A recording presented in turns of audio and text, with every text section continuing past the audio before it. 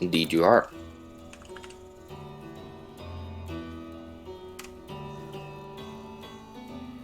All right, so we get to kick off the games.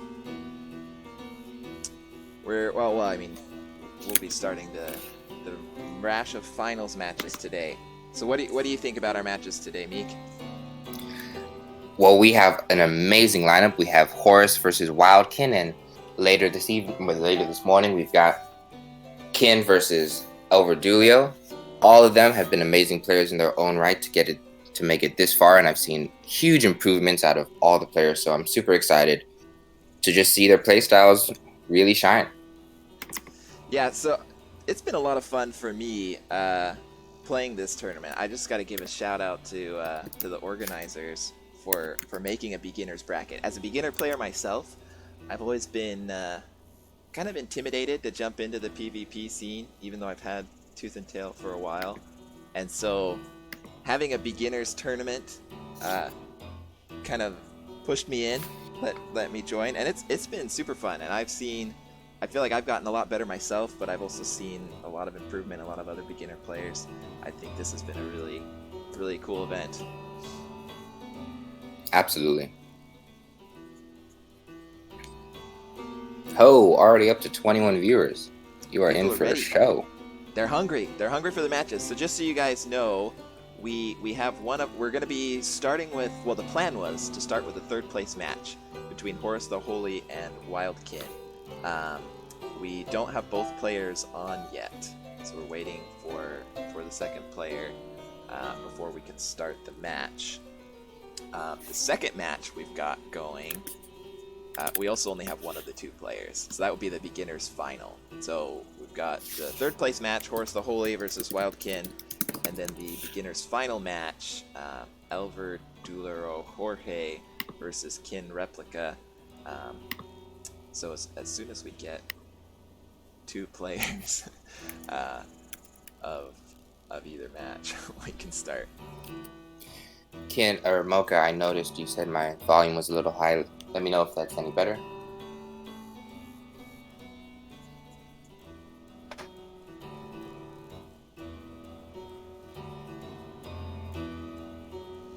But yeah, I can fix it if it gets too loud. On my test recording, Meek, when I went to listen to the video, I couldn't hear you at all, so I shifted the balance maybe too far. But I hopefully we're good now.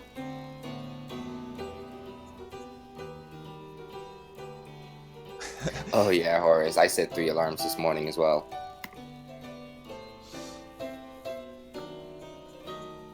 It's funny you guys are talking about alarms. I was just joking with my wife. She has an alarm that she's forgotten to turn off, but she just sleeps through it, and it wakes me up. And I'm always like, why do you even have an alarm on a Sunday morning when you don't plan to get up? But yeah, whatever works. Alright. I've dropped my input volume to 60% Mocha. So if still too much, let me know and we'll see if Nicolascio can do something on his end.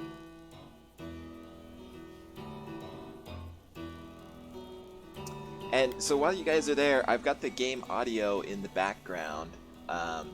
Is the mix between turn me up?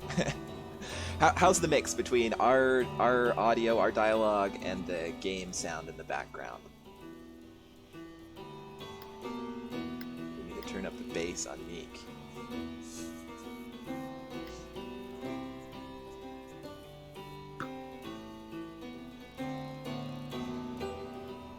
Bass boost Meek.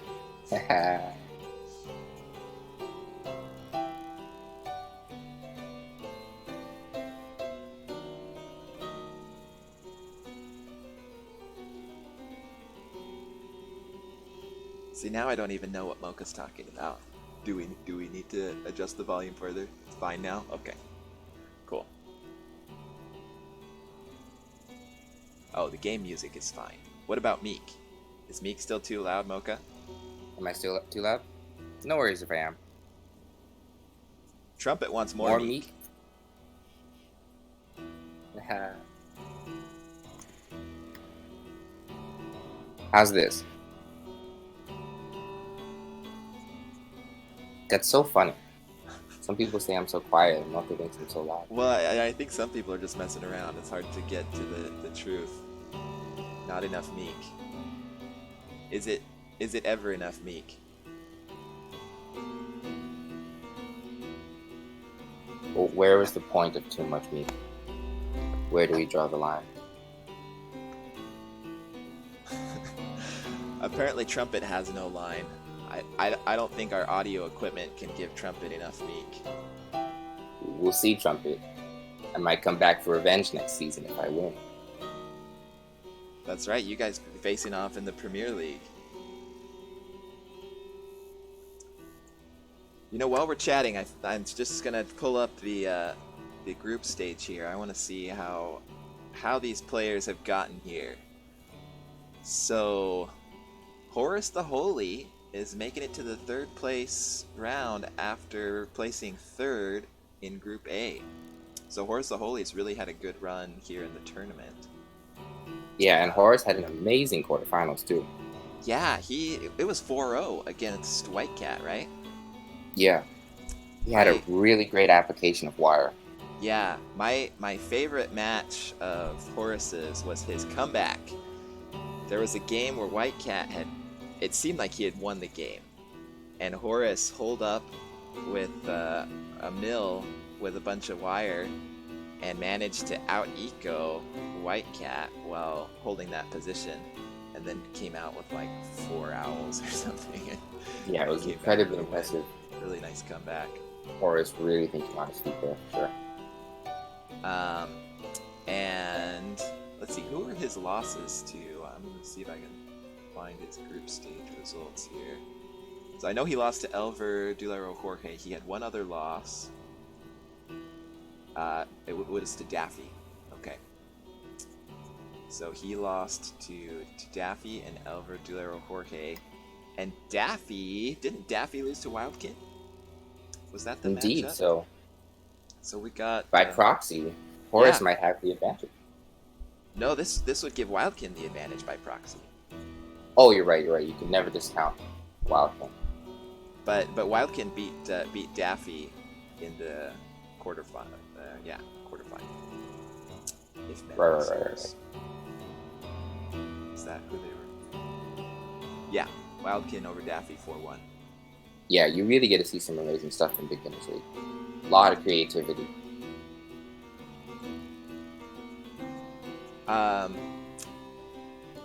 What was I thinking? Oh, for me personally, one of the things that I found kind of funny as I was thinking about these matches, I think it was pretty much random whether they put us in Group A or Group B, but I really feel a kinship with my Group B bros. So I would love to see some kin victories today with Wildkin and Kin Replica. Oh, Wildkin is ready. Okay, well, I haven't even made the lobby because we were waiting. Let me make the lobby here. And we will be good to go.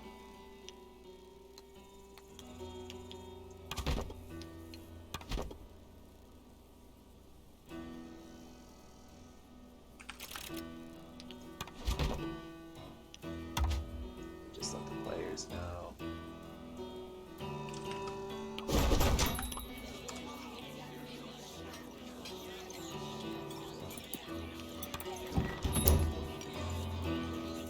All right, everybody, it's happening. Getting our players in.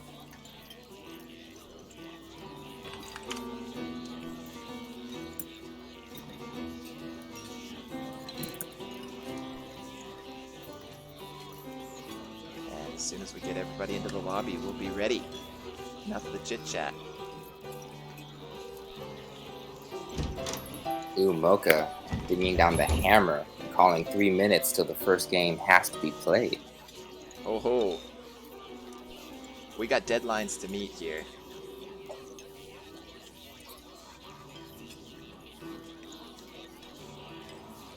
No, it's gonna be an exciting day, right? We've got all the finals happening today, all the relegation matches happening today.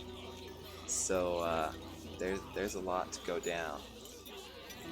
Looks like Wildkin still needs to know the password. I put it in the live games thread, but I guess Wildkin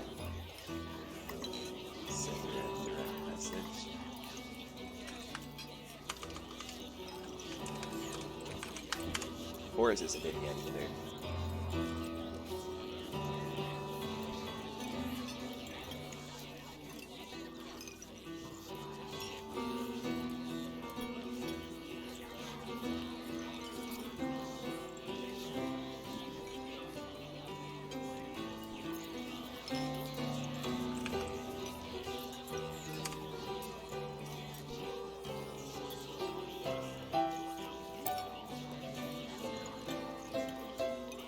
Sassy accidentally pinged me.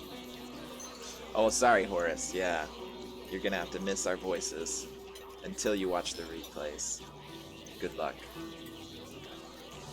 Okay, we got Horus in.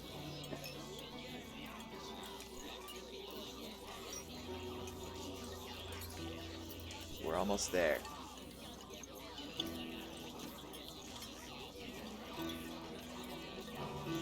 Update the stream title, did I not? Oh, it keeps changing it. Beginner finals. Thanks, Roman. Alright, we are good to go. Players are going in. Let's get this started. Ooh, and sure enough, Horus gonna go to a tight defensive deck. Yeah, it worked for him. Well, I guess it didn't work for him against Elver, but it worked for him in his quarterfinals match. Full on we'll see. siege. Yeah, this is exciting. He's got one more unit. Let's see what he picks to support. Okay. Oh. All right. All right.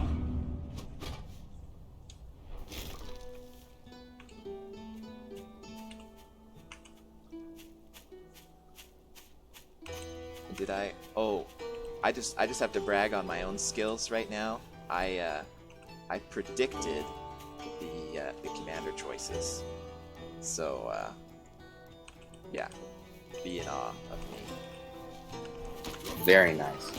And while we just talked about Horus's deck, we haven't quite looked at Wildkin's. Wildkin going for a very strong board deck with the addition of Wire.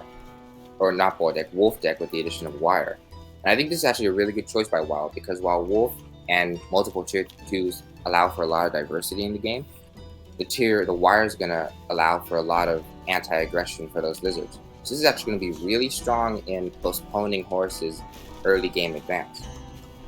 Yeah, exactly. I think Horus, I would guess he wants to play a little bit of that pile style where he's running around with the lizards to keep Wild trapped in, and then building into his own siege. But if Wild's able to fend him off with this barbed wire, that may not work out for him. Yeah, and at first glance, it might appear that there's only really one entrance into Wildkin's base, but there actually is a side entrance through the water, and if Wildkin recognizes that, she might be able to go around and forego Horus's defenses. Yeah, might be able to sneak in. While we've got a little bit of the beginning going on here, let me just pull up some info on Horus. So, Meek, what can you tell us about Horus? Well, before the cue card comes up, I know that Horus is really favored of Wire. I believe he is an American player. And do you have the cue cards up that are gonna pop up in so a it second? should be coming up here. Sweet. But I can read what's on the cue card. I was looking for your spicy gossip. So Horus, he's 21 from the U.S. Camel ranks him the 591st best player, and plays on the keyboard, and he's been playing since 2018. Oh yes, and my gossip, of The course. spicy gossip. Give us that How can I spicy forget? gossip. Horus the Holy was ordained by a Spanish pope in 1997, and since then, it's said he has immortality. Immortality. Hopefully that pays off for him in this match. Okay. We'll spotlight Wildkin in the next game. Let me get our scoreboard back up. And it looks like we've got Eco coming out from Horus and putting down his ferrets. So he's ready to start trying to poke here. Wildkin trying to catch up on the Eco, and she's going into camps.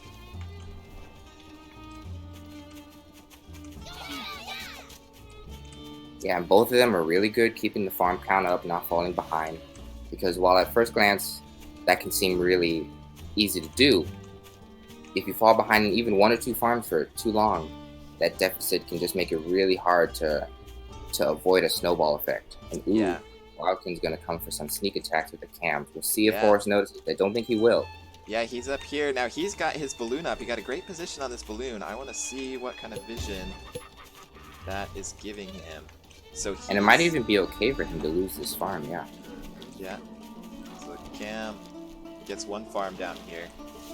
And Oh, he's gonna catch it. oh.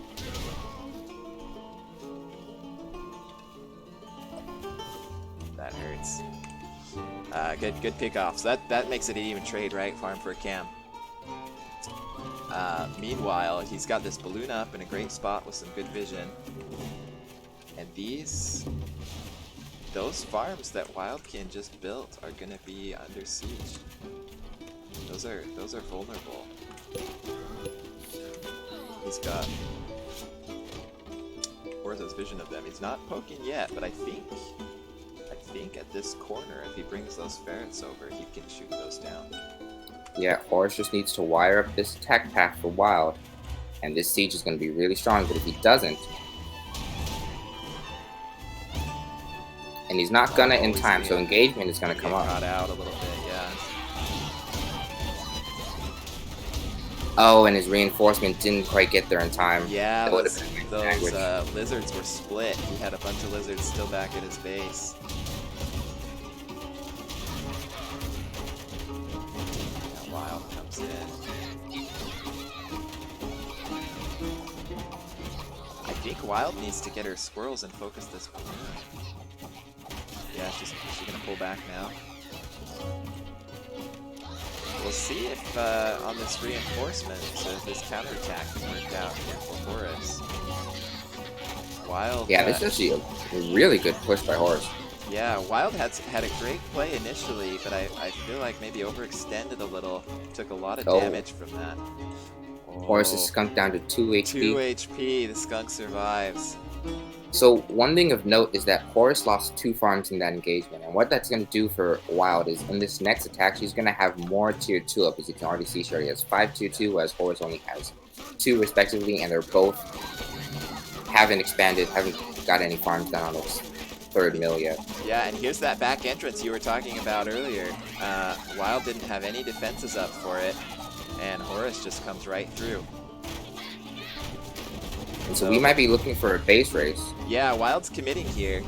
And I think Horus is coming back to defend. I think if Horus had just gone for the base race, he could have had it. But he might still have now this is the wrong decision. There's nothing on that mill. It's not worth targeting for Wild. Yeah, Wild lost a lot of units there. And doesn't have much eco behind this anymore. So I think Horus can come in and clean this up now. Yeah, just a bit of a misjudgment on what to attack in that last engagement for Wild. Those camps definitely had the potential to clear up Horus's lizards.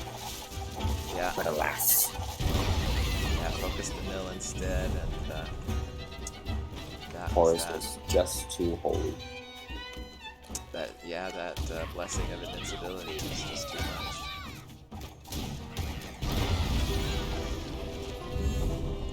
So, round 1 to Horus the Holy. Really good back and forth match there. Yeah, the chat pointing out the balloon did get a lot of damage in. For sure got its value in the buff. Yeah, that balloon was doing work.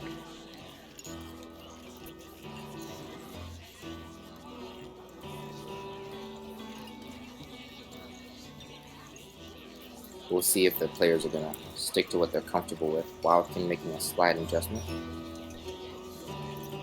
Yeah, so she's, instead of the wolf, she's bringing the fox. She switched the barbed wire for the balloon. And I don't remember what she had 3 tier 2s, right? Don't remember what she swapped out for ferrets. Oh, Horus is playing the QQ deck. Alright. QQ, a premier player, this is his favorite deck. Does he So play much all these viability. units together, or is it about having different choices? If he goes, usually he doesn't whip out the ferrets unless there's a reason to, Okay. and he just plays kind of really greedy mass lizard, grab map control, or hole up and get those boar fox out. It's really good for scouting denial because with lizards you always have to be on your toes, and with double defenses it can be pretty hard to scout a tier 3 coming out. Right. But we'll see if Wildkin is up to the task. Unfortunately for Wild, Horus bringing double defenses really kind of snuffs out a lot of that fox play that she has the potential for. But likewise, Wild has a balloon as well, so even for Horus, getting some snipes off with the fox isn't going to be super easy. Yeah, and in terms of hiding, I feel like Horus has a great map for trying to shield something off and hide a tier 3. Whereas Wild's side of the map is a little bit more open, but I also feel like she might have easier abilities to expand. Yeah, that said, even though she has 2 really easy expansions to the right, if she takes this mill to the left and controls this high ground, Horus is going to be in a really tricky spot. Or I should say, my bad, consequently, if Horus takes this high ground, Wildkin's going to be in a real tricky spot. Likewise, Wildkin might want to preemptively put something down on this high ground to avoid getting shut in. Yeah, if she gets, I don't know, a balloon on that high ground, this would be in a good spot.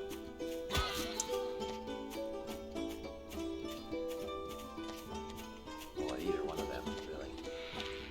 Get a balloon up there. We'll see. Wildkin going for some cams, and Horus is running around with a squad of lizards, but he's not ready to poke in. He's floating a little bit of food. We'll see where he wants it to go. Oh, looks like I think he's going for the big guns. Yeah. And so what's important now is Horus to stall. And lizards are great at keeping your opponent boxed in out of fear. Yeah.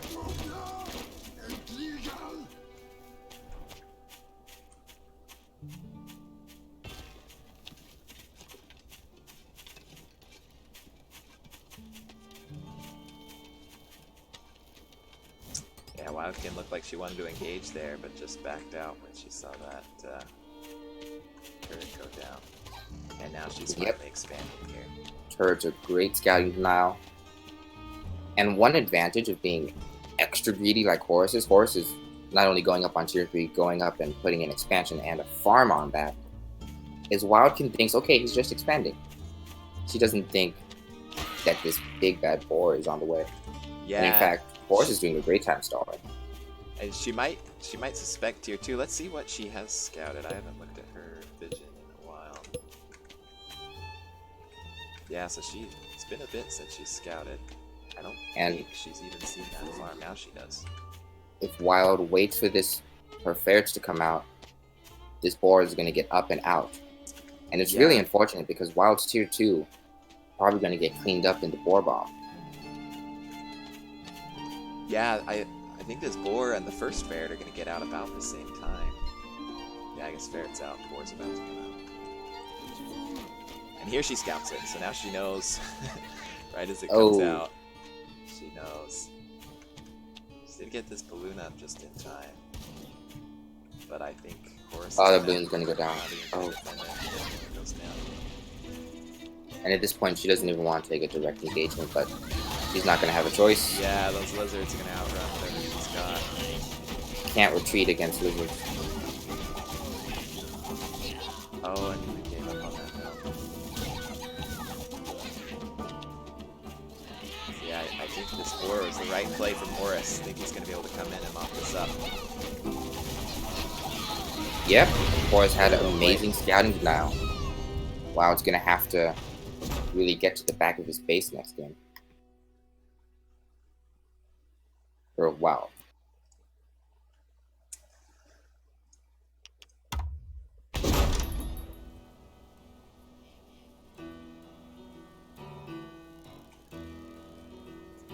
right, let me update our scoreboard here. And I've got to give a shout out to Dizon. I haven't gone through to update it yet, but I just saw he sent me a message. He has already updated his scoreboard to include third place in the title now. So we got it didn't have that when I started today. That's why I don't have any subtitle under division. But let's I forgot to last match. Let's pull up Wildkin's bio here. So I'll give a brief intro to Wildkin, and then you can give us that spicy gossip. Wildkin is 26. She's from France. Camel ranks her the 533rd best player. She plays on the keyboard since around 2020. And I just have to give a quick anecdote. When I played her, she wanted to voice chat during our match. And when I told her I was from Kansas, she was surprised by my lack of accent, and she, in her French accent, imitated kind of what I would call a Texas drawl, and so she's got some serious language abilities. That is fantastic. And yeah, for the gossip, a little side note is Wildkin is actually a phenomenal 4FFA player. Like, you do not want to match up against her. She is really good, especially when she's on voice. All right. Turning people against you. And that said, the gossip for Wildkin, what I've heard through the grapevine, is that she's actually the protector of the Tooth and Tail Forest. Her arch nemesis is Kin Replica. And in fact, it is her responsibility to keep the TNT animals safe from danger. Wow. Well, let's see if she can do it. Right now, this danger from Horus the Holy is has proven a tough match. Early cans here from Wildkin, and Horus going for a Squizzard comp and is just gonna respond with some economy. Gonna farm up.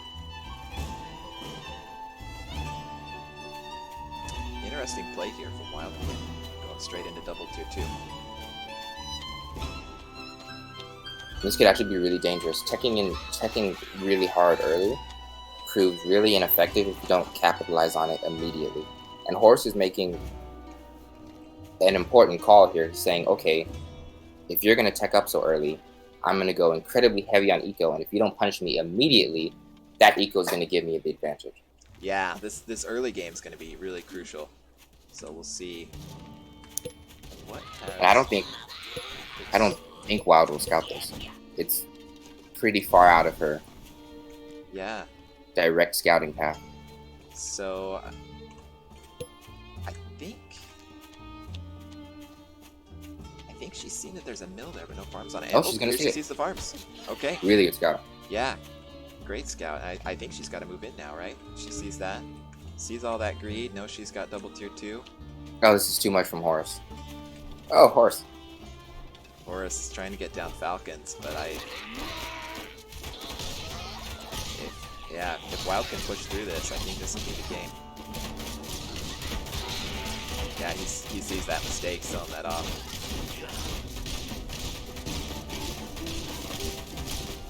Wild saved one of her cams there. Trying to take down this mill.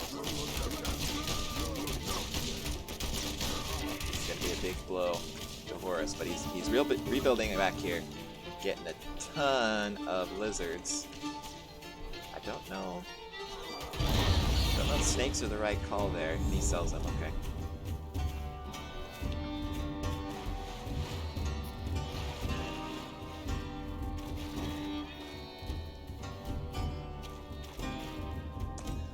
So, good scout there from Wildkin, takes out that expansion, and now she's got to respond to this mass lizard army that Horus has built up. Gonna be good against these skunks. See if it's enough. Yeah. The cams might be the answer for all those lizards. Horus doing a good job trying to keep the lizards out of the skunk gas. The skunk's still up, the cams are still up. I imagine this advantage for Wildkin will be strong enough to carry her all the way. Oh, I know.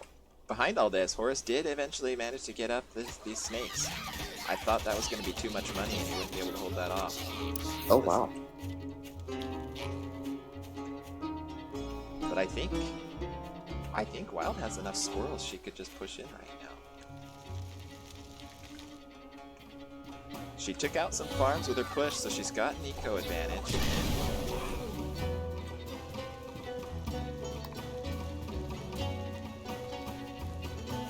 Selling the skunks for more cams, that's going to be good against these lizards.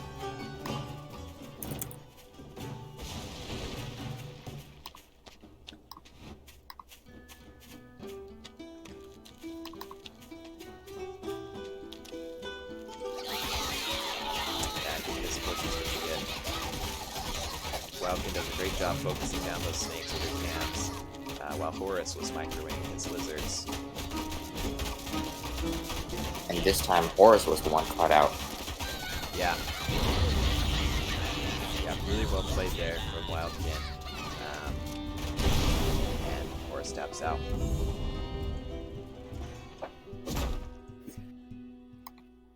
Oh, and I apologize, I never switched back my scoreboard. All right, so 2-1. We've got a match on our hands.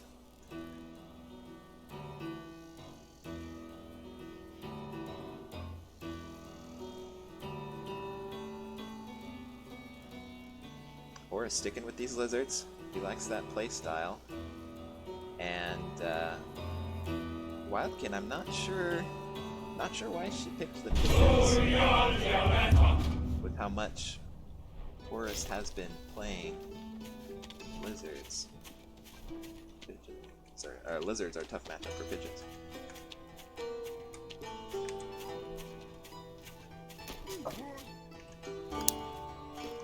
And Horus, sticking tried and true to his ferrets, is going to go for another siege deck. Yeah, is this? No, this is a different. I was gonna ask if this was the same deck he brought the first match, but I think this is Slightly different. Horus easing up on the defenses a little bit. He still has 3, which really isn't easing up, but he's at least integrated another tier 2. Yeah, go for those skunks now. It's actually a really good map for defenses. Yeah, there's really not a lot of attack path here. You can control, you can get structures down the middle of this, you can be pretty well defended.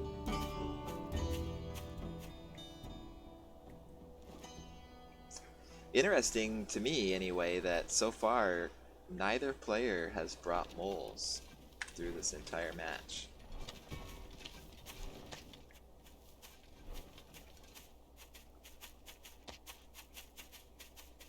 Oh, and Nicolas of the chat wanted to remind us that we haven't switched Wildkin's infographic back to the scoreboard yet. Okay, I thought I switched it. Yeah, I forgot to for a while, but I did. I noticed it just as we were switching into this match. But that does remind me, we do have our predictions I haven't put up yet. So the people, what do the people think? About 60% of people think that Horus is going to win this match, and about the other 40% obviously are for Wildkin. So we'll see if people are right.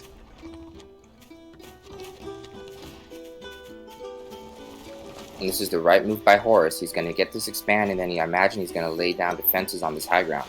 Yeah, this is going to be an awesome spot to try and lock down here. And with Wildkin going for tier 2, Horus should have the opportunity. Yeah, he's going to snipe this one. I question if this was the right snipe. It wasn't. Oh no. So that what almost would have been a really big victory turns into just devastating, because now that's nothing. I think he instead could have had a couple of pigs. And meanwhile, Wildkin gets to just continue building up unobstructed. Does get this barbed wire down.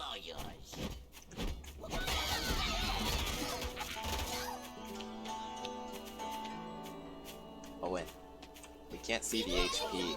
Really nice micro there from Wildkin. She just barely saved that kill.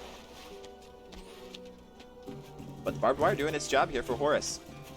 After that brutal engagement trying to snipe that Warren, Horus is stabilized into a nice position here. Got that barbed wire. Oh, he needed got a to bunch kill of that eco, cow. but it's not able to hold. Barbed wire did not scare off Wildkin, and I think she's going to get this mill. Yeah, and his choice to really saturate that mill, it could have been viable if he could have kept Wildkin off a little bit longer. But alas, she broke through. Yeah, really smart from her to not just be scared away by that barbed wire, even though she took a little bit of a bad interaction the first time she went through it. She wasn't scared away. Saw what she needed to do.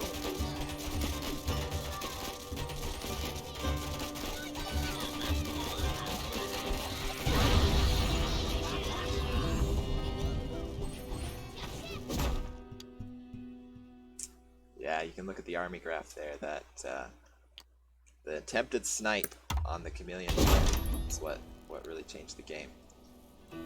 And so now we're at 2-2.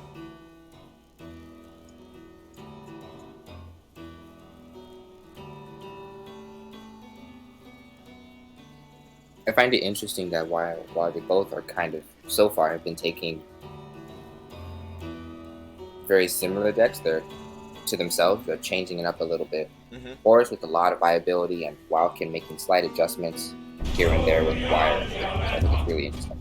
Yeah, they've definitely got different styles when they choose their deck, but neither one's being totally static, right? You're seeing small adjustments from Wildkin and some big changes from Horus.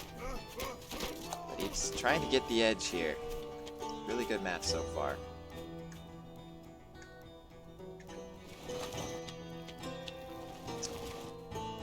What do you think about this map? It's really interesting. Horus just scouted the Ninja Mill that Wild could have access to, so he knows it's there. That said, Horus has his own Ninja Mill available to him, so we might be seeing some ninja shenanigans. Yeah, and in the Battle of the Kins, Wildkin was able to keep a lot of eco on a ninja base. I think she wound up losing that game, in part, I think, because she didn't go quite greedy enough on that ninja base. But we'll see if she pulls that again here.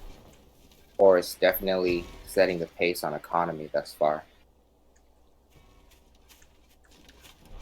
We'll see if Wildkin can keep up or punish. Yeah. Yeah, that's really been the story so far. When he gets that economy up and keeps and manages to hold it, he's gotten the edge and won. And when he's gotten punished for being too greedy, is when he's lost.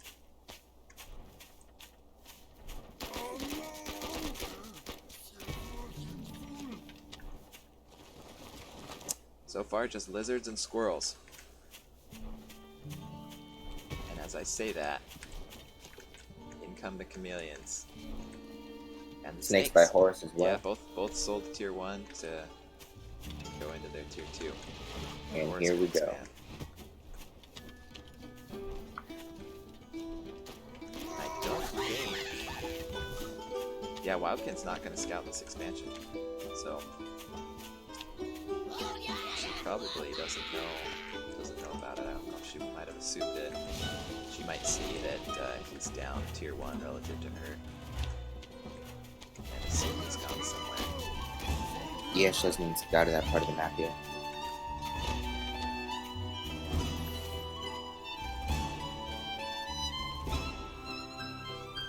We haven't seen a single mole this final. Yeah. Oh, that's a lie. That's a lie. That's a big lie. We've seen some squirrel motion. We've seen some squirrel mole, haven't we? Not this match. No.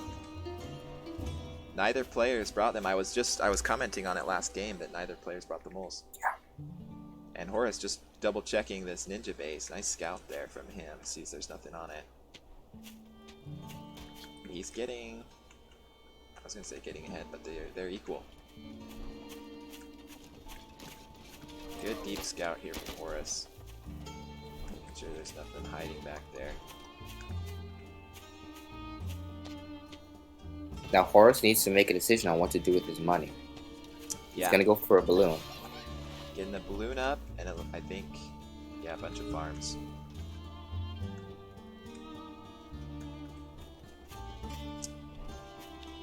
I was a little worried for Horus for a second there because he was floating a lot of food and wasn't quite going higher on economy than Wild. He is now by 1 farm.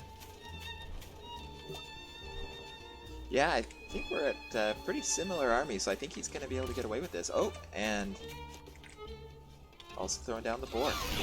Oh, but he lets... Yeah, well, Whoa! The balloon went down, but it got valued before. yeah. Retreating is going to be really bad against lizards. Yeah, and with the Horus snake trying not too. to overextend there. Yeah, he wants to poke with these snakes, and I think that I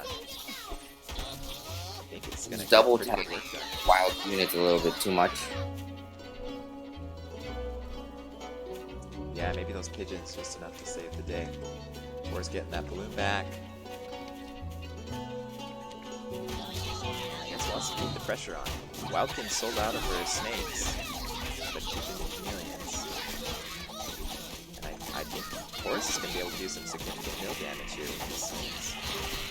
Yeah, that mill's going to go down.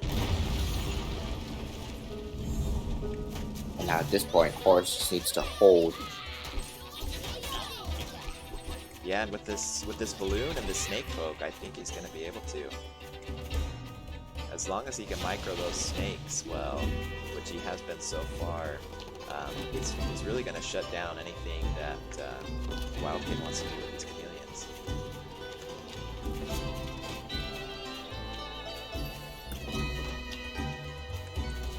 That said, Horus is staying currently even-ish in army, going for some really powerful economy and tier 3 that if this Chico. both comes up, it's game over. Yeah, no, I think he's taken enough good engagements that that the writing's on the wall here. Wildkin. Yeah. And now his army's gonna spike. Yeah, that boar's out now. Oh, Miss Micro Yeah. is snake there. Both snakes go down. But the And boar's Wild out. just needs to be a little earlier on this, Yeah, but it was hard to really do anything.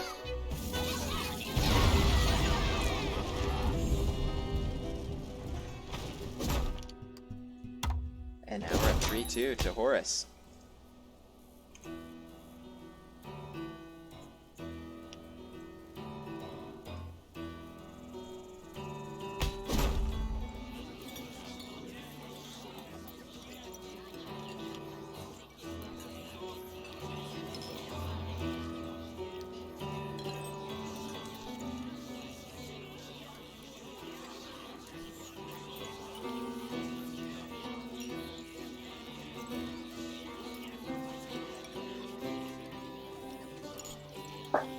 So Wildkin going for the Fox deck. I think she's brought Fox in a deck before, but we haven't seen the Fox come out yet.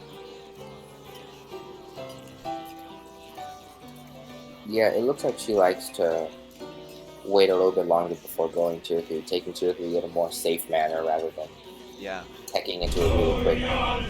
Unfortunately, as a result, if she scouts Horus's board too late, she can't respond with the Fox, so we haven't seen it too much. yeah. Well, and if Horus gets enough defensive structures down, it's going to be a really tough matchup for the Fox.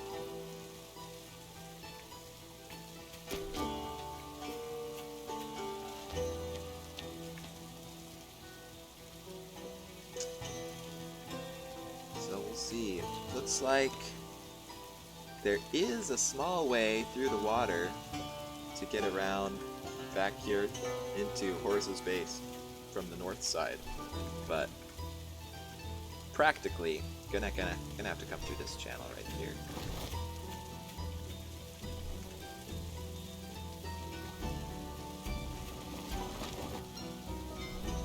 So I think Horus is gonna be happy about that. a little bit of barbed wire maybe on the backside if he's nervous about that, but he'll be able to keep his defensive structures really right out here in front of him. But it looks like Wild is going to scout this little entrance.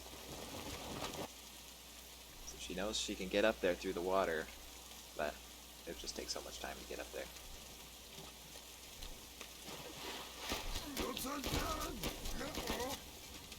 Straight into cams again.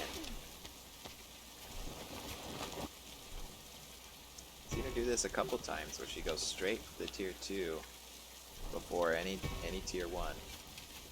And we'll see, Horus is getting these lizards down, but he might be wary after the last time he tried to snipe a Chameleon Warren coming in there.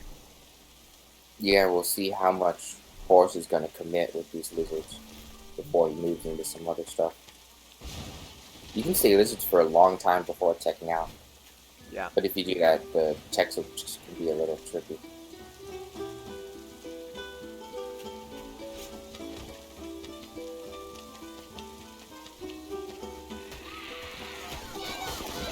Yep, snipes a pig here, but loses a lot of army to do it. Probably.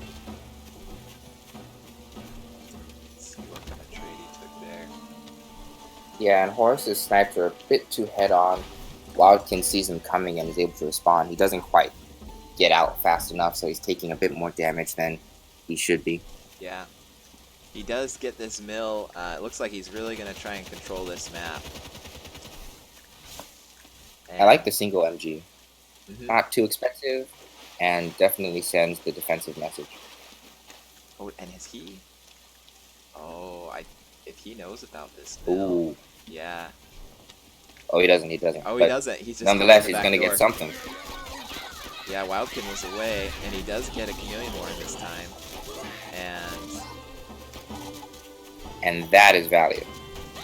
Oh, doesn't quite get that Squirrel Warren. Oh, he might even see this on the he way. goes in the back door and sees that. Lucky for Wildkin, she's got this barbed wire. And almost caught Horus out there and is able to get back. But the ninja base got scouted pretty quick. And is this match point for Horus? This is match point for Horus. Yeah, Horus is up 3-2. And catches Wildkin's units a bit out of position. Gets several pigs. Gonna lose a lot of these lizards on the retreat, but I think he'll be happy with that engagement. Yep, Wild's gonna have to go in right now. Yep, and she's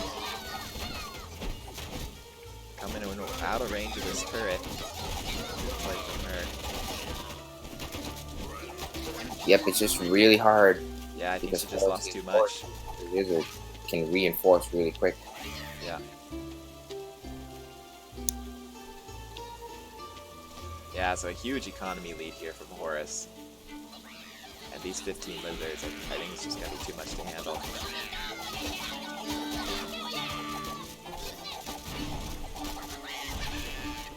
That is all she wrote. Yeah, great adjustment from Horus. It was like you said, he had been a little bit too straightforward in his lizard wraparounds. And then he went and did the opposite, right? He snuck all the way around back here, found a good sneaky entrance, and got a lot of work done with that. Yeah, it's nice to see him make the adjustment.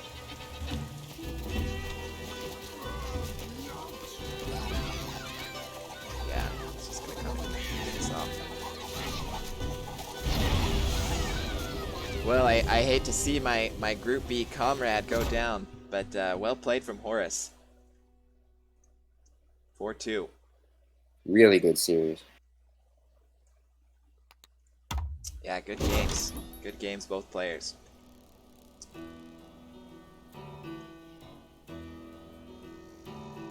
So let me get into the chat here and see if we've got our next round ready.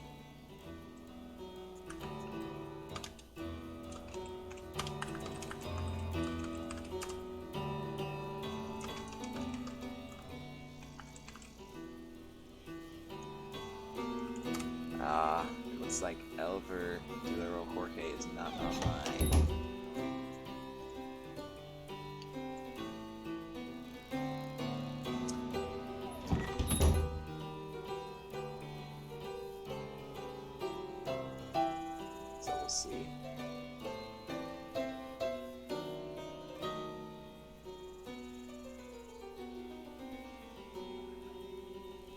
get the scoreboard adjusted here, but we'll see if we get El Verdulero Jorge on.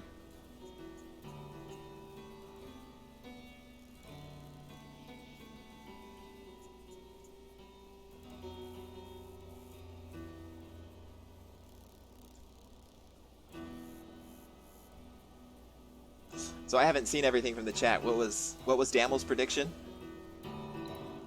Damel predicted Wildkin would take this one. Wow. So the upset to Damel. I wonder what is it Araloo? Damel and Araloo are going at it in the predictions.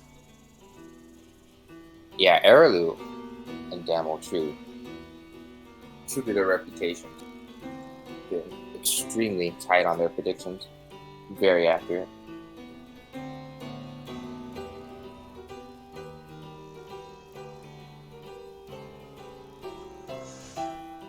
Horus looking to overthrow the Damel predict. one of the few. Horus is Araloo's spy.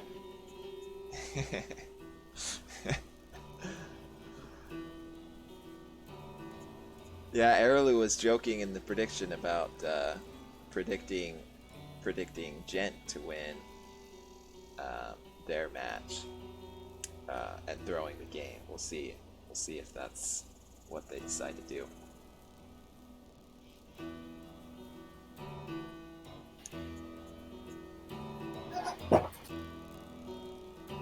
Okay, it looks like we haven't heard from Elver yet, so we might be going to the intermediate match. Is this, oh no, is this that would place? be me. Is that you? Meek It and is. Satoros. Well, good luck, Meek. Okie dokes. Well, then I'm gonna go ahead and hop off this stream, but it has been a pleasure. It's been great having you, Meek. Thanks for joining.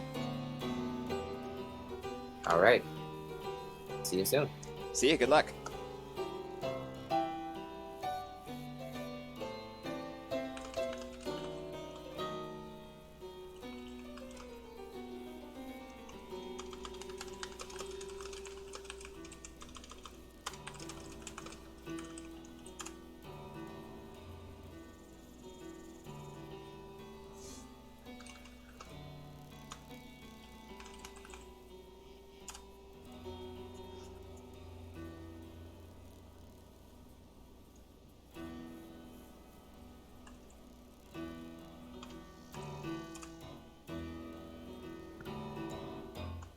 Hello, hello? Hey, Ken. What's up, dude? Welcome. Thank you. I'm so excited to be here. I'm excited Meek is too. that. Yeah, I remember you were talking how excited you were to have Meek cast your match. So it's fun now that you get to cast Meek's match. Yeah, man. If I played with anybody in this community more than Meek, I refuse to believe it. So, That's awesome. So yeah, I'm stoked. Thanks for having me aboard. Let me just get things set here. This is the intermediate third place match, correct? Yeah. Okay. This is gonna be exciting. Do we? Let me just make sure I can jump into the game. Hold on one sec. You wouldn't mind. Yeah, I'm telling them to hold on. I'll be in just a sec.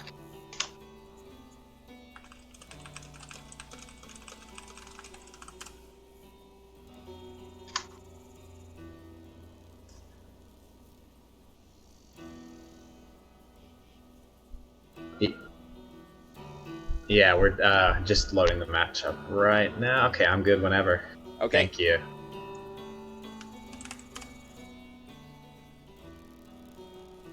So given the players are ready, yeah, looks like we're jumping in. So what can you tell us about Meek? Meek is okay, so I jumped onto Tooth and Tail. Let me give you guys a history lesson here. I jumped onto my history lesson. I don't know, that sounds conceited, but I jumped onto Tooth and Tail, and the first person I randomly matched into was Meek, and he played unranked lobby. We played, I'm not even exaggerating, we played like 40 games. And Wow. he would mole rush me and lizard rush me, and he just taught me all the tricks right out of the book. So he is a sneaky player. He always changes his deck.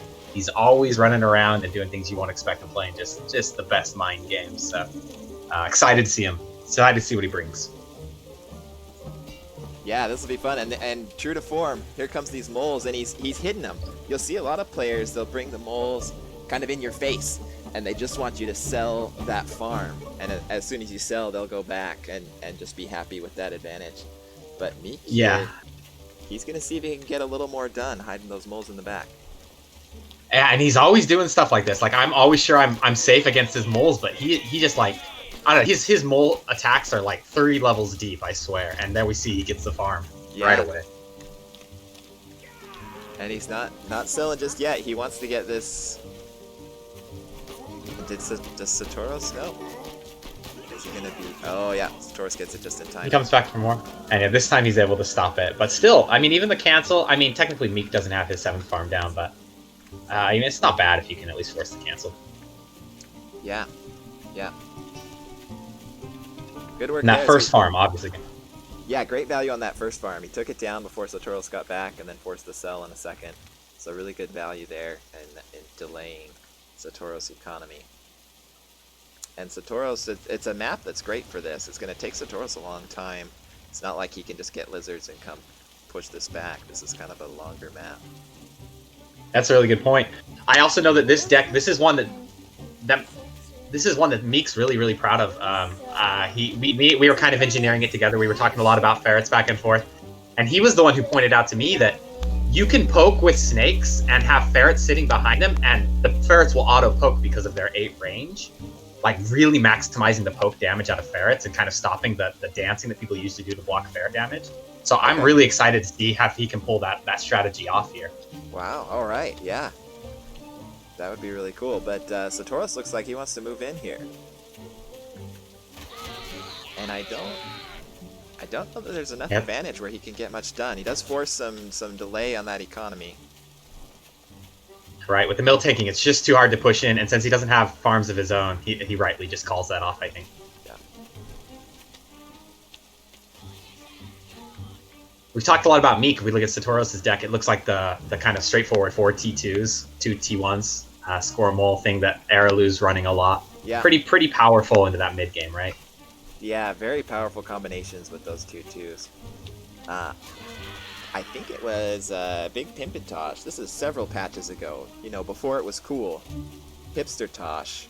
But he would run a deck where I think he'd bring 5 tier 2 and probably just squirrels with no moles. I don't remember his exact deck, but he likes run. I know Tosh likes running a lot of tier 2. And in this that's cool. I didn't know that. Yeah. That's awesome. And Meek. Well, we'll see. Satoros.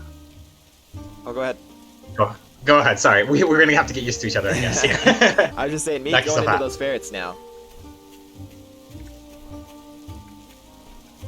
And Satoros getting into the skunk, right? Yeah. We'll see. He's got his defenses set up, so he has a nice retreat place for his ferrets. This is super important. In fact, it's going to be like he's going to have to break all these MGs to keep those farms up. So if those farms go down, I think that's going to be actually a liability on Satoros' side, because the ferrets can totally outrange those and just get value right back. Yeah. And the turrets are also going to be great. Meek hasn't even seen this yet, but the turrets are going to be fantastic with these skunks. Oh, yeah. Yeah, that's a really good point. So we'll have to see if he can dance or not. Like, Meek can really just kind of loop around this left side, right? And really get into those farms. I don't know if there's any way Satoros can hold this off, but we'll see. See if maybe he can prove me wrong.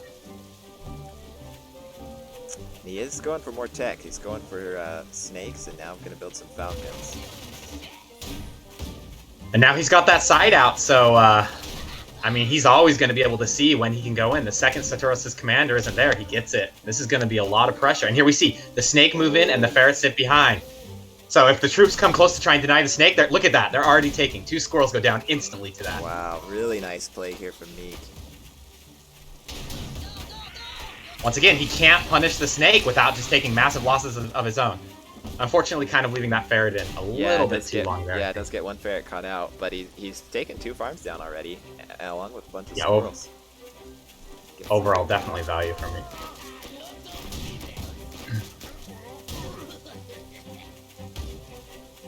On the flip side, Satoros does have that ninja kind of mining up, which is good. Yeah, I did. It's going to keep him kind of even.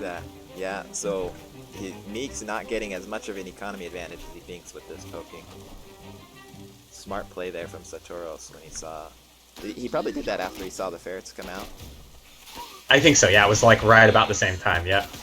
And his own snakes, making it so he only needs one poke or so to bring out, take out the pokers. So some pretty nice defense here by Satoros, even in a pretty grim spot, I think, with Meek grabbing this area control. Yeah, really clever play here. Kind of boxed in with these structures and the ferrets, and finds a way to still eco up. Going up 8 farms there. Yeah, and if Meek scouts this, he's going to be in a great place. Meek didn't see it, right? He didn't quite get there, did he? I don't think so. Let me see what... Yeah, it didn't look like he saw it. No. He doesn't even know it's out there. Yeah, Meek hasn't even seen that side of the map. And here comes the counterattack. Now this is scary. Okay, I've got to zoom out for this. So this is just you're going a straight up base trace, right? Yeah, but Meek, he's got this full 8 though, so the damage is going to be done by Satoros first. Yeah. Yeah, and Satoros wisely going for this expansion first. Oh, but Meek knows! He knows! That 6 cents. And he's got that extra mill. I think he's going to be fine. Yeah. All he has to do is charge that, and it's over. Yeah, and he's already got some extra... He was prepared for this base trade. Oh, is he going to? Wait a second, though. Is that mill going to go up? No way, right? No way that goes up. Yeah, not in time. Woo! Wow, what a play. What again? Oh, and that's exactly what you like to see out of these two players. Yeah, that was really good stuff. A lot of fun. And it was fun for me to, like I said, me and Meek have been talking about that. I've been building ferret decks, he's been building ferret decks, and I started using Snake in my ferret decks because of that deck that Meek was just playing right there. It kind of taught me about that, so it's fun to see it work from this side of things. So very cool, very nice game. Cool. Yeah, that was a really fun play, and we've got an interesting map here. There's some opportunities for maybe some ninja bases, but the starting position of the players is really a lot closer than last game. Yeah, that's a really good point. And Meek running this QQ list, I believe, right? Which is going to have those early lizards, which can kind of press that distance.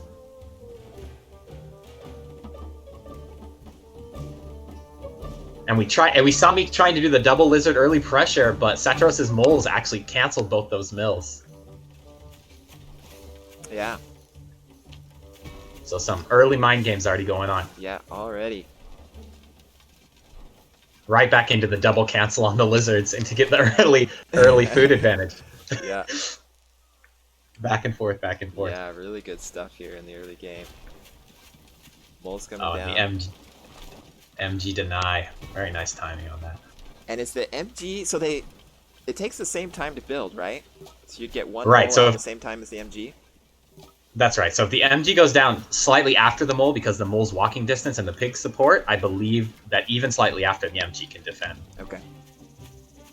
But it gets close, right? It gets pretty rough because the moles obviously do that crit damage to the MG, so... Yeah. Close enough that Satoros just decided to sell and go back. And Meek, right, with a single lizard, might try and snipe this. Oh, he Not might have been able to get that building pig if he had burrowed home, but it's probably safer just to go home, not mess with it. Yeah, so Meek was telling me that the top 3 get to go up to Premier, right? So even though this is a third place match, he really wants to win. He wants to be in the Premier League. So he said he felt bad. He might not be able to play the memes as much as he likes to. Gotta take this seriously. For sure, and I'm sure Satoros wants it as well. Both these players, obviously you can get a performance boost, but that's not guaranteed. That depends a lot on what the next season looks like, the amount of players that are in. So that guaranteed slot, really coveted. Yeah. Almost as coveted, honestly, as first place, in the first 2 player matches, because the first 2 players are already guaranteed to rank up. Yeah, exactly. So they know they're going, but the prestige, right, of the Premier League. Right.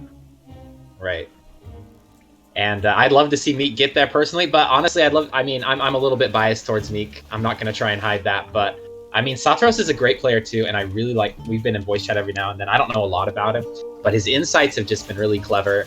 He's an OG StarCraft player, and we share that. So, I definitely wouldn't be sad to see him go up if it wasn't against my boy Meek.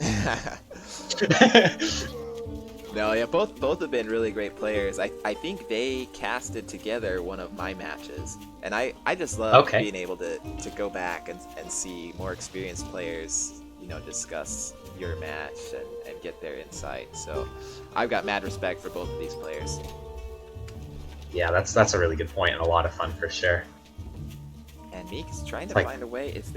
There is a path through here, through the water. Yeah. But Satoros positioning himself in the middle so he can react. Yeah. Oh, he's gonna. Yeah, he's gonna back out. Very nice reading by Satoros. Yeah. Saw the lizards, knew the around play was possible. Yeah, and Meek's gonna get a few of these caught out. He's got a couple lizards here stuck right in the middle. I actually really like this mill buy, even though it's going to go down immediately. We see Satoros is flagged by it, and it gives him time to get these turrets up. Yeah. And potentially even counterattack. So I think that may be even a decent way to spend 60 food. Yeah. Even though it looks like there's no value off of it. And I think Satoros, when he sees this, he's got to turn back. There's no way he can push through 6 MGs. That's just insane if he tries this. And he is. He's taking heavy damage. Yeah, and he's in it's between a rock and a hard place because it's hard to retreat with the lizards. But it looks like Meek happy to just take the win. That's a really good point, right? He could just burrow home, but his army's not going to get back for ages, and Meek could know that. Just press right down the the right-hand lane here. And so he's really got to commit now to this mill he's taken. Yeah, and I like that he's posturing and actually farming up, knowing that he's got to hold this position anyways. Yeah. I don't know how this comes back to affect the game later on, but I don't hate this choice.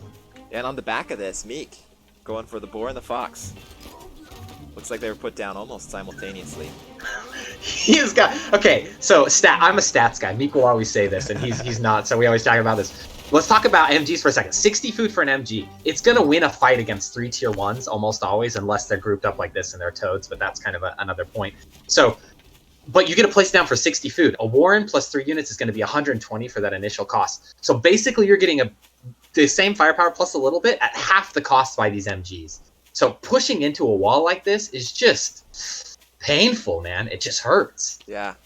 Obviously that value is immobile, so you can just go around it, right? But if you can force your opponent to walk through your MGs and your other defenses, the value just gets absurd so fast. Yeah, and Satoros and Meek... Go ahead. Go ahead. Tell us about Meek. I was going to say, Meek using this advantage, knowing that his opponent has to really go up to try and get out of this, to really greed into both the boar and the fox. Yeah, and Satoros is looking for a way to push through this, really throwing down a lot here. But every time he comes in and pulls back without even doing any damage, it's just bleeding food. Yeah, it's interesting how much of this is just really a product of this map, right? This like exact double lane, right? You never shall meet. Once you're on one lane, I mean, it's like a MOBA, man. Classic MOBA. 2-lane map here. Solo mid, right?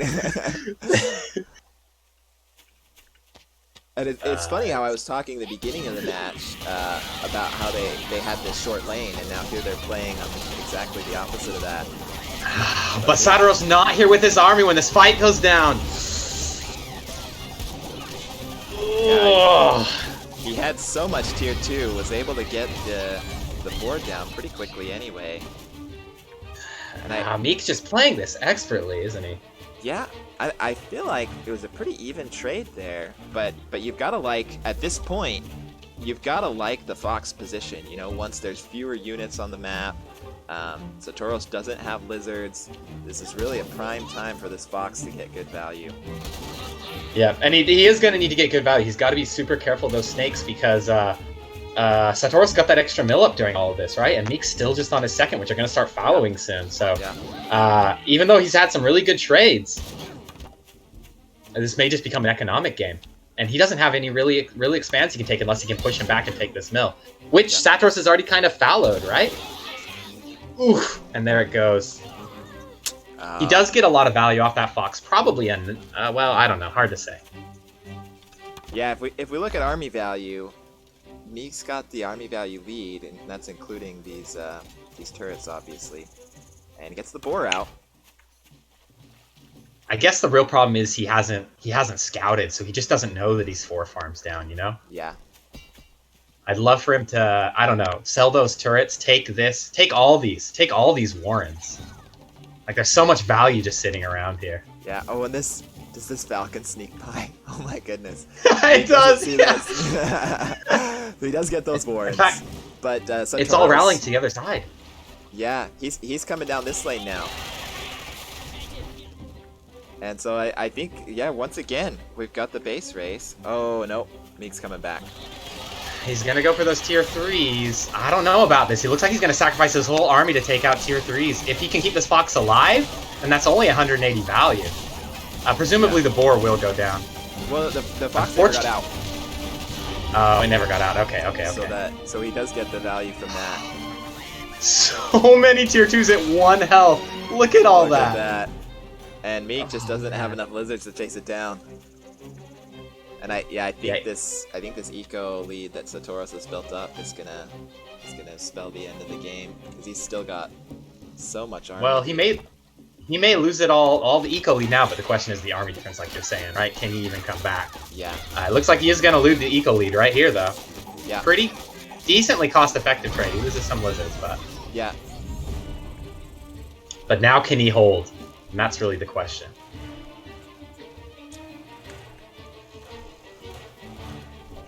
And with these farms coming down, right, that's going to be a big hit if he takes it right here.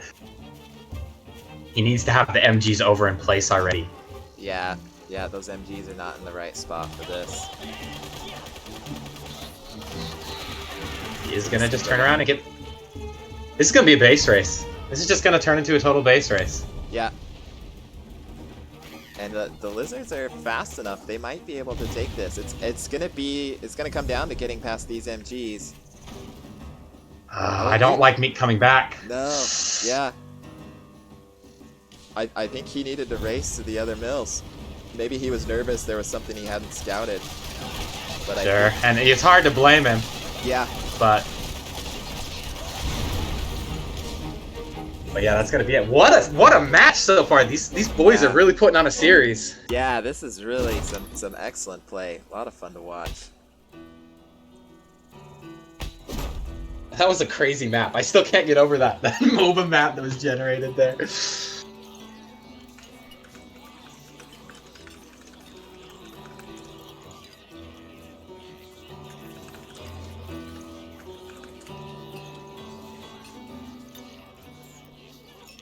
So did Dazan have a Damo predict? Did you see that anywhere in the chat? Oh, I did not. Let me look through the chat here. See if we can find that. That'd be pretty cool to know. Yeah, I always like to know the Damo predict. I do have, so I didn't have time to really put them into OBS because I didn't know I was going to be casting this match. But Mochaccino did send me. I'm not seeing the Damo predict.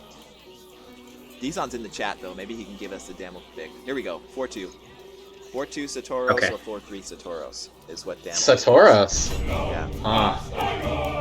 Do you know what the people chose? You said it sounded like you were saying you had that. People. Let me find the people's choice. The people are pulling for Meek by about 70%. Ooh. So it's the people versus Damel.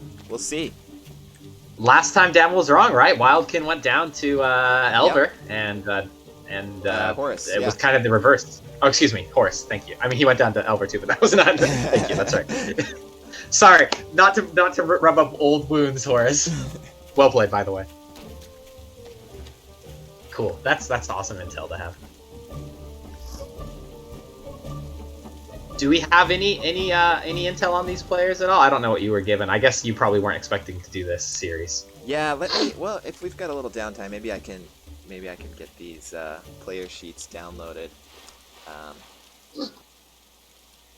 and then we can show the intel.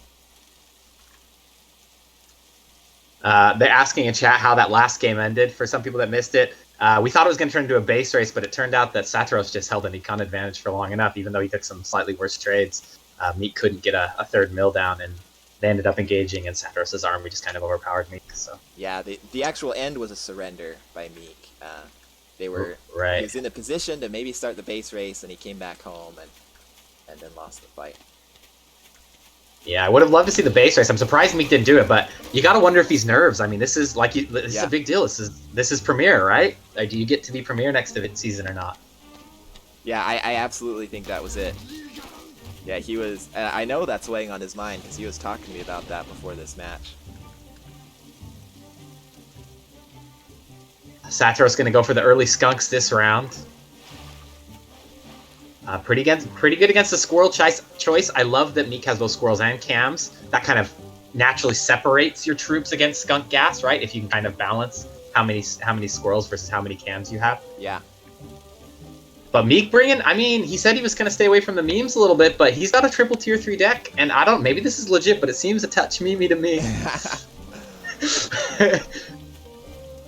I mean, if you can get it out, there's no argument that it's great, but is it just too greedy?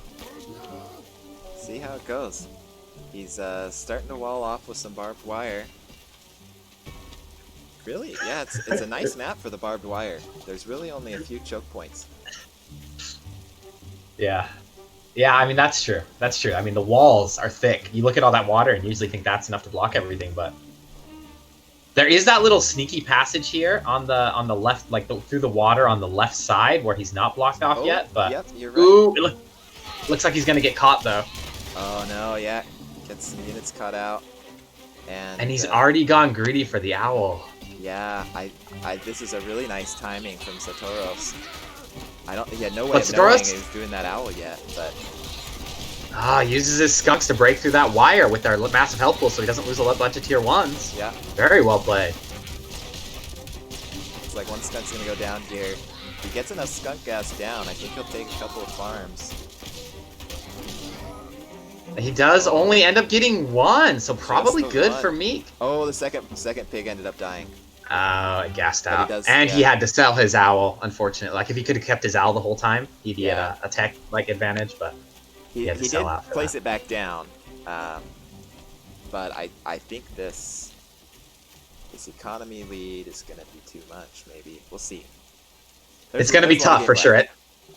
Yeah, not insurmountable for sure, but it is the thing. It's the point. Saturos definitely on the front foot here, Meek on the back in this little dance of death.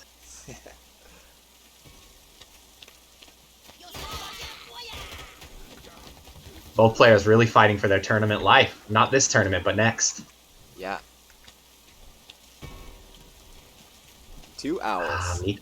Meek blocking his owl. I really wish... Okay, there it goes. He gets it with the squirrel cell. Yeah, I only blocked it for a few seconds. And Satoros... Not to say how much I... Oh, go ahead. He's going real heavy on these falcons, is what I was going to say. Yeah. It's going to... I mean, the skunks are going to be the best choice against the owls. But the falcons aren't bad, obviously. The owls can't shoot up, right? So if you can just eliminate the squirrels, you can really force the owl army back. Mm-hmm.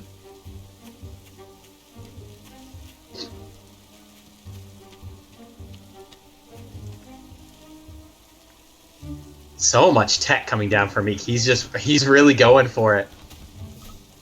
Going for it all, yeah. Wolf coming down now too. And Satoros, I don't think has scouted this wolf. He saw the second owl mill and wants to move in. He's getting ready to go, and that's good if you can stop the owl from buying time. That's what you got to do. The longer it goes on, the more value you get off the owl. Yeah. Yeah, I think especially that wolf was the wrong call for me. Yeah, just a little too greedy. If I have any complaints about Meek's play, it's always he's like all into one. Like, he makes these massive, he'll sell out of his entire armies. And I'm always like, you're so greedy, Meek, you gotta chill just a little bit less, and you can sneak away with it. And punished this time, unfortunately. Yeah, really nice play there from Satoros. And let me just get a quick check to make sure my scoreboard's up to date. We're at 2-1 Satoros, is that right? Yeah, that should be correct. Yep, Satoru should be lead. Just making sure I hadn't missed a game there. And yeah, you pointed out there, I think was really important. Like, yeah, I was talking about Meek, but Satoru's play was just rock solid there. His econ was always on point. He was there to punish. Right? Even though he pushed into barbed wire, he forced the owl cell. If he hadn't have done that, who knows? That game could have gone the complete other way. Yeah. So mad props to Satoru's being on his ball, scouting, making sure he knows what's coming, hitting his timing. Really, really well done. Yeah, really well played. And it looks, I'm trying to look here at the mini map. It looks like there's only one way in and out of Satoros' base. I think there's a patch to that little shanty town. Oh, I can't tell.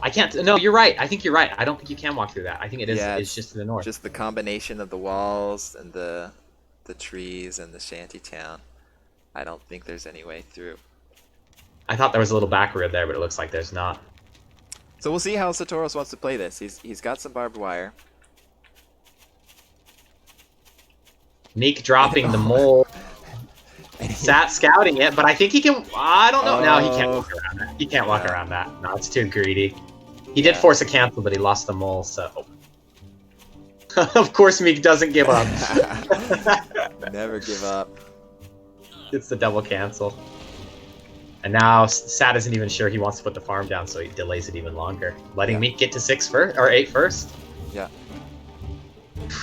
Both of them go straight into the next mill. Yeah, and Meek's no gaming. I mean, he did that triple tier 3. I know he wants to believe in it, and maybe he is. Like I said, I'm not a greedy player, so I definitely have a hard time believing in the triple tier 3. It just seems a little bit much. But this game, he's clearly saying, all right, no more games. This is the Aralu deck, right? Yeah, let's 4 play tier 2, score mole. Let's go, yeah. You could tell he's thirsty. Well, I could see Meek just being, resigned. Fine, I'll play the meta. I'll play your stupid meta game. Right. And like someone in chat saying that the decks are almost mirrored, right? Satoros almost doing the meta himself, just kind of playing those early wire. Here it is again, man. Meek even looking for that early mole opportunity, or not even early, like mid-game mole. Yeah. Jeez. He's one of the few players I think that really does that. It's always fun when you get to sneak some moles in behind someone's base. In a beginner league match, I don't think I got anything particularly valuable from it, but I had a few mole warrens behind somebody's lines, and it felt good sneaking those moles in. Yeah, it's definitely a lot of fun. Yeah. I know, this is kind of off topic, but me and Meek were playing FFA the other day, and he tried to mole me with like 9 mole warrens, like 7 times back to back. It was the funniest thing. So I know he's willing to go all the way. He's one of the players that will. I mean, I don't know if this is spicy gossip or not, but I hear he's called the Mole King, like the Dirt King even. I have seen him take more games that were just lost off of mole base races than any other player probably in existence. So, with that crit hail damage, the Dirt King. Yeah, you've really got to be wary, because with that crit damage, moles can take down a mill in a hurry. You get enough moles. Yeah, that's a good point. And this push is going to be on point. I don't know if he can make it or not. It may be a touch late, but it's dangerous for sure.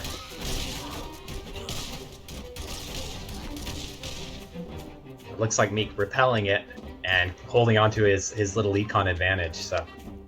Yeah, and those I think those cams were the difference there for Meek, and so Satoros getting his own cams up now. I don't know if the Dirt King sits. If Meek's gonna hate me later. I don't know if I should have done that. Of all the things to be the king of, I don't know if that's the right one. But it's such a great title for a mole player, I think. And he's not just a mole player, to be fair. Maybe the Cheese King or the Rat King, because he loves the all the crazy timings and plays is better. But either way, it's a respectful name for me, not a degradation. I know there's a lot of back and forth about moles. I personally actually love moles. I think they're really healthy and bring a lot to the game. I know a lot of people in chat are going to crucify me on the spot for saying this, but they've been a huge pleasure to me. I like a lot about moles. I've been surprised even people that want to change moles, we were having a bit of a discussion in the unit discussion thread on Discord. Yeah. And even people that want to change moles, what they change about the moles, they have different opinions about. So me personally, I feel like the moles, they're a little bit, to me they provide too much early game value at no risk, because you only need one mole and one Morin, and you can do some serious damage to farms and other infrastructure. But other people feel differently. They say they like that about moles, and what they don't like is how quickly they get out on defense, which I love that about moles. So there's always that balance. What it is you change, everybody's going to feel differently. For sure. And as fascinating as this mole discussion is, I mean, we got to talk about the game, right? Meek taking a pretty poor trade and kind of going down to that army grass, right? If you take a peek at that. Yeah. Huge loss there on that last push. But now it looks like it's Satoros going in too far, right? Retreating is just so hard in Tooth and Tail. It is, and they're if Meek could have held that position, he really would have boxed Satoros in. And I felt like pushing in he didn't need to do, right? If he just held this. Quite so far. Yeah, 100% agree. Then you're just completely boxed him in. And we'll see if he does that now. But yeah, we look at these army graphs. First, you got a huge trade down from Meek, where Satoros holds well. Now we got a huge loss from Satoros, and Meek holds well. And at present, Meek's holding with a better army. And he's boxed. His healing's going to start kicking in from that zone being picked up from the mill, and he's got that extra. He's got the map's just favoring him. Honestly, he's got those extra mills, and Satoros needed to realize that and really be aggressive at taking this third spot. And because he hasn't, I think he's just really on the back foot here. Yeah. Even getting mill tanking value now that the fight's starting for Meek. Exactly, yeah. Good play from Meek there. Let that mill tank. But this trade looks like this fight's going Satoros' way. Yeah, definitely not really bad for Satoros. He can turn around behind these Warrens though and probably clean up, I think, here, Meek. Yeah. And GG, Satoros taps out. Satoros taps. Woo! We have, I mean, the series tonight so far are not disappointing, are they? Yeah, really living up to the grand finals. Great way to kick off the day. 2-2, right? Yep, 2-2. Looks like Satoros sticking with the deck. Oh, maybe not. Now, I personally know that Meek hates to take the same deck twice in a row. Even if it's meta, I wonder, like, how pressured is he feeling right now? Yeah. Everything inside of him has got to be saying, do something different. Yeah, going for something different. In fact, I don't think I've ever seen Meek take the same same deck to 2 games in a series, like, ever. In every cast thing I've seen of him, in every match we've played back-to-back.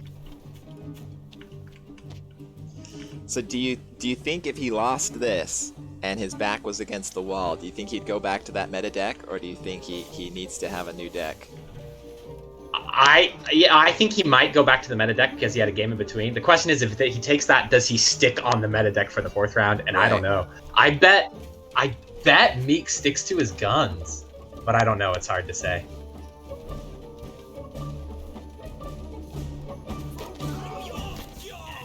Here we go. We have the forced sell. Did Meek scout that Warren? I don't know that he did. Oh, but it's... Yeah, sold I don't anyway, think he did, but it's sold matter. anyway, and now he's coming back. Oh, but Meek the playing the super mind game, man. I don't know if he can stop this. He's got all the squirrels coming up behind this. He can just leave those moles now, and he's going to have a just... Yeah. This timing push is going to be absolutely insane. And he can't even get the wire set up. Yeah. Really, really nice play there from Meek with those mind games. And here it comes, man. I hope he just doesn't go in too early. He's bleeding troops, and he really wants to get up to kind of a more critical mass. Definitely doesn't want to lose his leader right there. Ouch. Yeah, So there were two things that happened. One, the leader going down. Also, that one of those early squirrels, instead of shooting this pig from the safety, he was stuck on that barbed wire where it didn't need to be. Just a little bit of miss micro there. But yeah, oh, go ahead. Sorry. I was just gonna say, overall, I don't think that's a game-losing push. Satoros didn't have enough to really make him pay the ultimate price there, but didn't get as much done as he would have wanted. In fact, Meek still looks ahead from all of that, I think, because I think he got his farms down a little bit earlier. Maybe not. I'm not sure. Hard to say. Farms? Yeah, the farms are relatively even, but so was the army graph. So, I mean, look at their food count right now, right? They were at 60-60. 2 Warrens, 6 Squirrels. The only difference was Satoros had 2. So that's amazing, I guess, yeah, maybe. With all of that, all those shenanigans, that they're still so close on food. Right.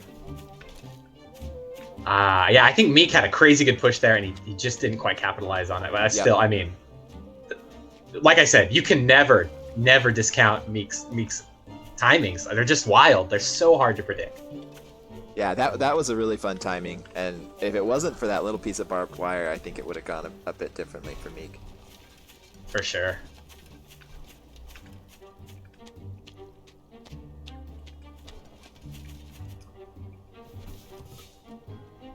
It's like Meek going up to 4, probably not punishable here. Oh, and the double back.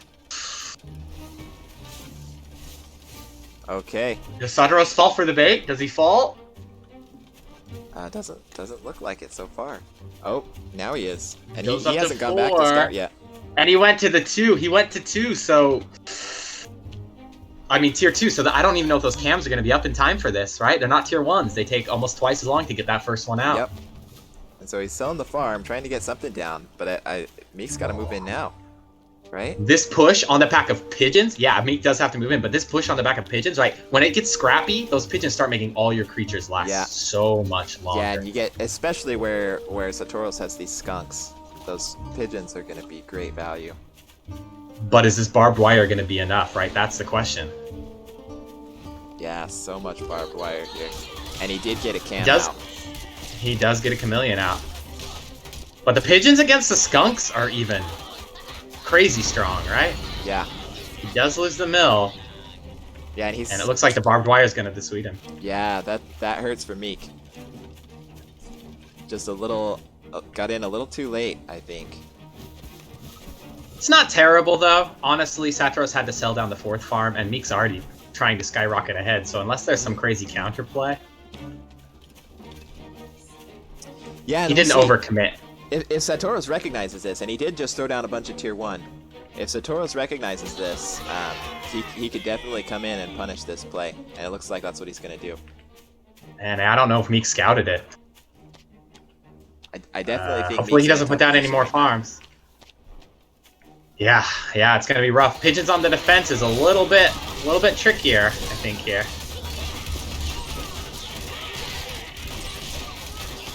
He does have the Warrens and the pig fire and the pigeons, and I mean, it looks like he's just going to hold there, and that's probably enough. For Meek. Let's look at this army graph. Yeah, it looks like about even trades. Satoros had a much stronger army and still does, but not enough to push in. Yeah, that defender's advantage really kicking in, right? The reinforcements, the pig fire, not having to worry about retreating with those pigeons. Yeah, and the unfortunate part maybe for Satoros, he got a lot of skunk gas down, but Meek was able to keep it away from that pig. None of the skunk gas took any of the pigs out. And now the skunk gas is going to pile onto his own squirrels, which he just has a ton of. Yeah. And in fact, with the pigeons, he can save the pig, potentially. Oh, but one does go down. One pig down, but I think Meek still has to be really happy with his trade. He took out 1 chameleon and 1 skunk from Satoros, kept both of his skunks up. And yeah, really great trade there for Meek. It's interesting. Satoros has the econ advantage right now because of his early farms. His early farms haven't milled out quite so fast. Yeah. Plus, obviously, that one that was just taken, putting it up to a double. I was trying to figure out where the second farm was coming from, and then I realized that it was that early aggression. Yeah. Meek once again trying to keep this fight and the skunk gas away from his farms. But this fight going a little bit more Satoru's way. Yeah, it looked like it was a little over pushing it. And what does that bring our series to? Is that 3-2 Satoru's? 3-2 That wasn't 4, was Satoru's. So now, Meek's got his back against the wall. Satoru's That's the question. keeping this deck. He likes what he's gotten from it so far. Does he go for that meta deck? I can see. I mean, I don't even know what Meek looks like. I've only ever talked to him come, but I can see an image of him in my head, just like his gut wrenching as he fights. Do I go back to the meta deck or do I do something new?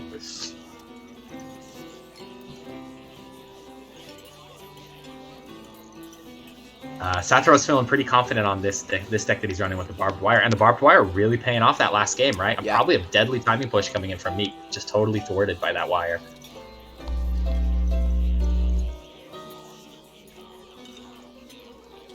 Yeah, I mean, this has just been a phenomenal series, both back to back to back to back. Yeah, just so much fun to watch. And Meek, definitely doing something different. Not going for that meta. I love it. True to himself. True to himself. You gotta love it.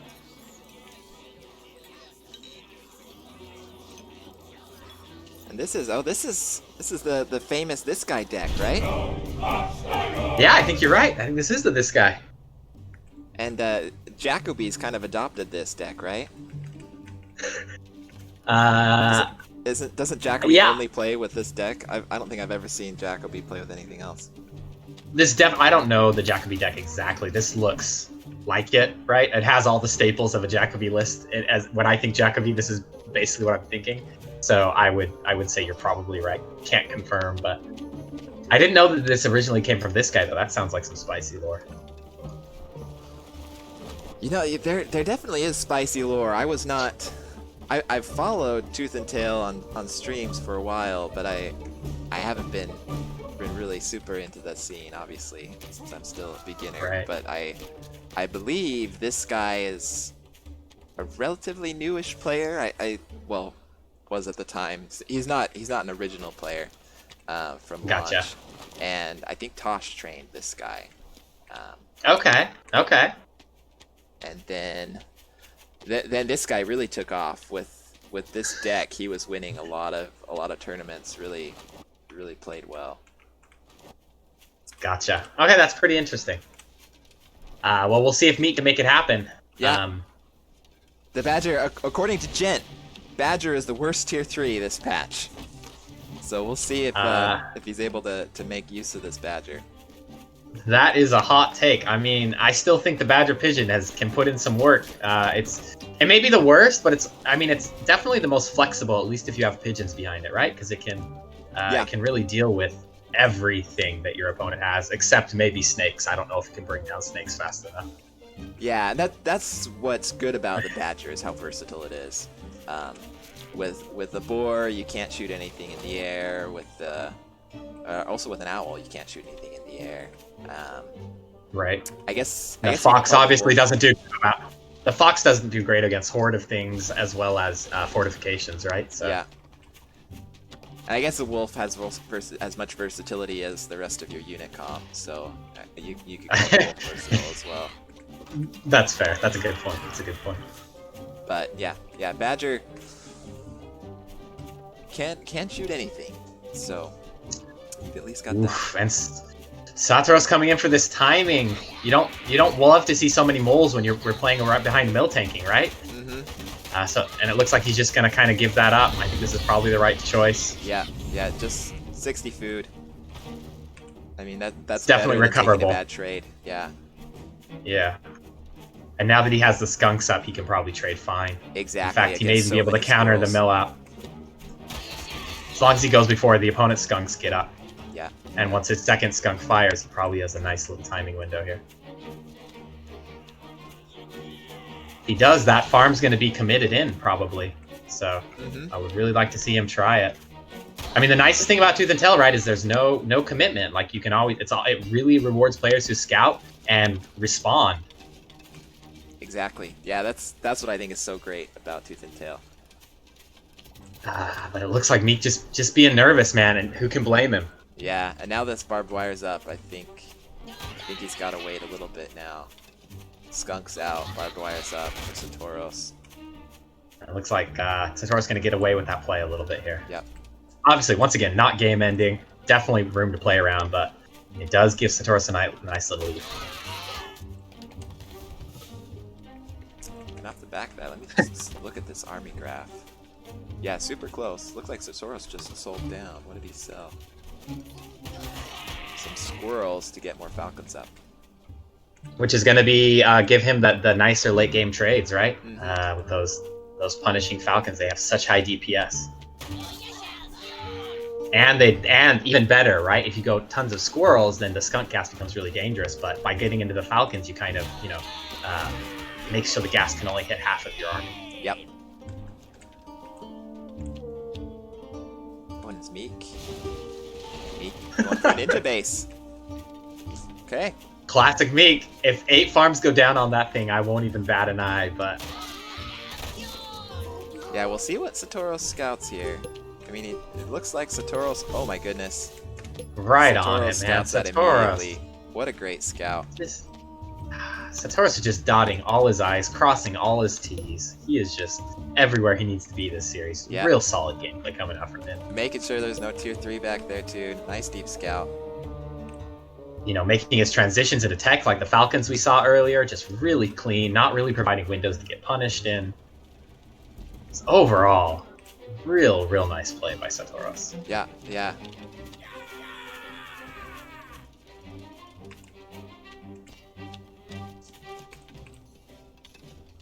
Really, both of these players, I think, showing they could be worthy of a Premier League slot. Yeah, you hate to see it go to just one of them, right? They both, just really deserving it seems. Oh, I hope these pigeons don't get caught out. You got to be very careful because the pigeons are gonna lag behind your troops there. Yeah. Only losing one squirrel to the gas. Oh, and that falcon getting caught out in front. Maybe it doesn't matter though. A lot of value still going down. Yeah, let's see how this trade went down. Yeah, not a good trade overall for Meek, but not game breaking. And Satoros. Oh, he's just taking that campfire. Well, this is definitely good for Meek because he already has that 3rd mill set up, right? So the longer this goes on, the more in his favor it gets. Yeah. And Satoros has not. He saw the mill, but I don't think he scouted how many farms are on it. So they're even on economy, and Satoros probably doesn't know that. But can he hold? Can Meek hold is the question. Yeah, with this poison damage, I think. Does jump on, but the Falcon lead goes to Satoros, so I think the army is just going to be in Satoros' favor. Yeah, definitely going to take this mill down. Meek's going to try and. Thankfully, because of that extra mill, he can recover from this if he just holds back and takes a good fight. Yeah. The Falcons, there's so many Falcons.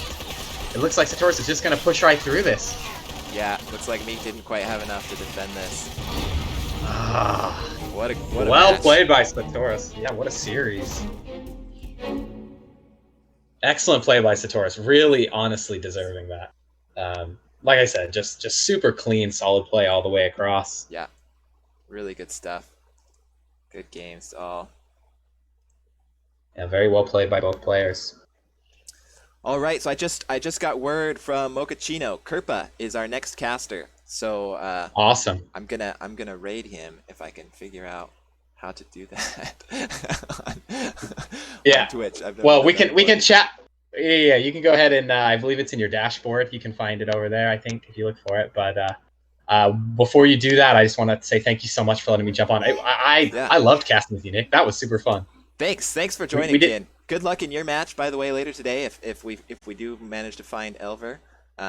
Yeah. Wish you all the best, and yeah, thanks for hopping into CoCast with me. And for those of you sir. that don't want to wait for me to figure out the